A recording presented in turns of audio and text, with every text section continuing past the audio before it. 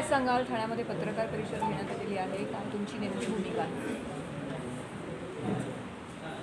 आज अधिकृतपणे महाविकास आघाडीतर्फे कोकण पदवीधर मतदारसंघासाठी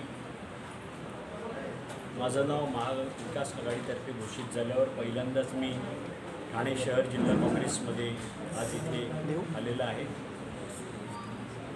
ही निवडणूक आम्ही अतिशय चांगल्या पद्धतीने लढणार आहोत. कोकणातल्या पदवीधर सर्व पदवीधरांचे, मग ते पदवीधर बेकार असू देत किंवा नोकरीवाले असू देत, या सगळ्या पदवीधरांचे प्रश्न सोडवण्यासाठी आमचा प्रामाणिकपणे प्रयत्न असणार आहे. प्रामुख्याने शिक्षकांचे जे प्रश्न आहेत ते सोडवणं हे आम्हाला जास्त महत्त्वाचं वाटतं आहे, कारण कोकणात हा एक महत्त्वाचा प्रश्न आहे. पेन्शन हा देखील, जुनी पेन्शन लागू करणं हा देखील आमच्यासाठी प्राधान्याने विषय आहे.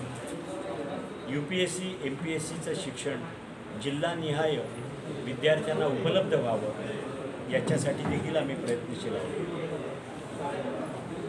त्याचबरोबर शिक्षण शासनाच्या माध्यमातून शैक्षणिक जे काय बदल होतात त्या सर्वांवर लक्ष ठेवणं हे देखील या माध्यमातून आम्ही करण्याचं ठरवलेलं आहे.